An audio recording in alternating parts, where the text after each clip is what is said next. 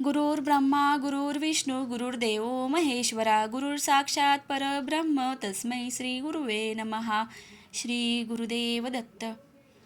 श्री समर्थ रामदास स्वामींना दत्त महाराजांचे दर्शन कसे घडले ते या व्हिडिओमध्ये पाहूयात. एकदा समर्थ रामदास माहूरगड येथे गेले. तेथे देवीचे दर्शन घेऊन दत्तात्रेयांचे स्थान असलेल्या माहूरगडापाशी आले. तोच अनुष्ठान करीत बसलेले 10-5 ब्राह्मण दिसले. त्यास विचारले की तुम्ही येथे का बसला आहात? तेव्हा ते म्हणाले, दत्तात्रेयांच्या दर्शनाकरिता अनुष्ठान करीत आहोत. ते ऐकून समर्थ म्हणाले, उत्तम आहे, तुमच्या समागमे आम्हासही दर्शन घडेल.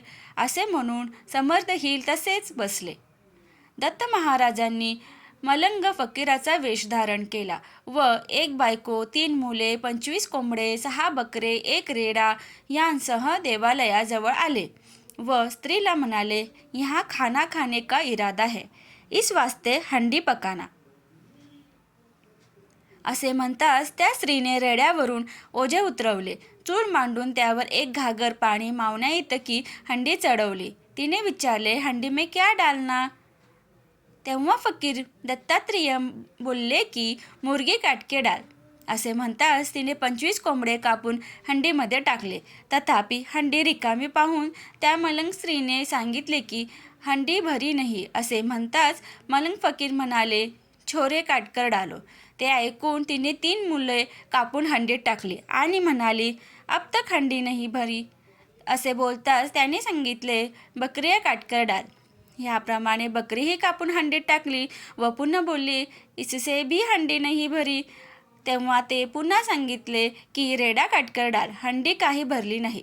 असे त्या स्त्रीने सांगितले. तेव्हा फकीर बोलले की इन बमनो को काटकर डालो. असे म्हणताच त्या बाईने सुरी घेऊन ब्राह्मणांकडे धाव घेतले. ब्राह्मणांची पूर्वीचे तिचे सर्व कृत्य पाहिल्यामुळे त्यांनी आसन, जपविधी, माळा, गोमुखी अवघे टाकून तेथून पलायन केले. रामदास स्वामी आणि कल्याण व उद्धव हे दोघेच तिथे राहिले. हे पाहून बाई फकीरास म्हणाली की बम्मन भाग गए. फकीर बोलला, अच्छा, बहुत बेहतर हुआ, हंडी भरी नहीं, इस वास्ते जो 1 बैठा है और 2 खड़े हैं उनको काटकर डालो. मग समर्थांनी स्मितहास्य करून मान पुढे केली. असे पाहून त्यांच्याकडे न जाता बाई प्रथम कल्याण व उद्धव यांच्याकडे गेली. त्यासमयी त्यांनीही मान पुढे केली. हे पाहून दत्त महाराज त्यांवर प्रसन्न होऊन त्यांनी आपले मूळ स्वरूप प्रकट केले. हंडी, बाई वगैरे सर्व गुप्त झाले. तेव्हा रामदासा आत ये असा शब्द मंदिरातून आला. त्या समयी स्वामींनी आत जाऊन साष्टांग नमस्कार केला. दत्त महाराजांनी मस्तकी हात ठेवून समर्थास उठवले. स्वामींनी दत्तात्रेयांची पूजा करून स्तवन केले. महाराज संतुष्ट झाले व त्यांनी समर्थास विचारले की श्रीची आज्ञा तुम्हास आहे त्याप्रमाणे करता की नाही? समर्थ म्हणाले, श्रींची जी आज्ञा तीच आपली आज्ञा, त्याप्रमाणे सर्व करीत आहे. तेव्हा दत्तात्रेय म्हणाले, तुम्ही येऊन दर्शन घेऊन जावे, ते न करता ब्राह्मणांजवळ बसण्याचे कारण काय? समर्थ उत्तरले, गरीब ब्राह्मण दर्शनाकरिता बसले होते. त्यांची इच्छा पूर्ण होईल म्हणून मीही त्यांच्याजवळ बसलो होतो. पुढे पाहतो तो आपण प्रत्यक्ष येऊन दर्शन न देता उलट भय दाखवून सर्व ब्राह्मणांस पळविले. हे असे करणे स्वामीस योग्य की अयोग्य? ते ऐकून दत्तात्रेय स्मितहास्य करून उद्गारले, ते ब्राह्मण दर्शनास अपात्र असल्याचे त्यास भय दाखविले. तुमच्या समागमे उद्धव, कल्याण होते, त्यास भय का प्राप्त झाले नाही? माझ्या दर्शनास अधिकारी पाहिजे. अशी आज्ञा होता स्वामींनी पुन्हा विनंती केली की ब्राह्मणांस दर्शन दिले पाहिजे. तेव्हा महाराजांनी सांगितले की तू त्या अधिकारी कर, म्हणजे दर्शन देऊ. त्यानंतर दत्तात्रेय अदृश्य झाले.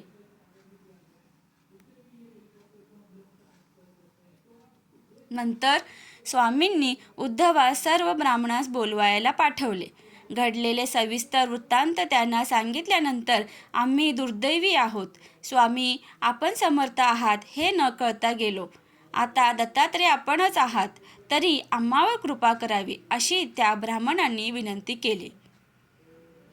हे पाहून स्वामींनी ब्राह्मणास दयापूर्वक मंत्रानुग्रह दिला. नंतर जप दत्त महाराजांचे स्मरण करताच पायी पादुका, हाती दंडक, कमंडलू अशी त्रिगुणात्मक मूर्ती पुढे उभी टाकली व ब्राह्मणांस व आपल्या शिष्यमंडळींना दत्त महाराजांचे दर्शन घडले. भगवंताच्या भक्तीसाठी वर्ण, जात, कुळ, श्रीमंत, गरीब, स्त्री, पुरुष असा भेदभाव नसतोच. भगवंत भक्तांचा केवळ प्रेम भाव, श्रद्धा, दृढ विश्वास पाहतो. तसेच प्रभू दत्त दिगंबरांचे आहे. ते अल्पसंतोषी आहेत, कनवाळू आहेत. थोड्या सेवेवर ते भक्तास प्रसन्न होऊन अमाप फळ देतात. फक्त लागते ती उत्कट असा आस त्यांची भेटीची, अनुभूतीची. मग ही त्रिमूर्ती कोणत्याही स्वरूपात येऊन प्रकट होतात. आपणास त्यांची अनुभूती येतेच, मग ती कधी प्रत्यक्षपणे म्हणा किंवा स्वप्नाद्वारे. जेवढी कट आपली भक्ती तशी अनुभूती दत्त महाराज देतातच. श्री गुरुदेव दत्त. श्री स्वामी समर्थ. माहिती आवडल्यास व्हिडिओला लाईक, शेअर आणि सबस्क्राईब करायला विसरू नका. धन्यवाद.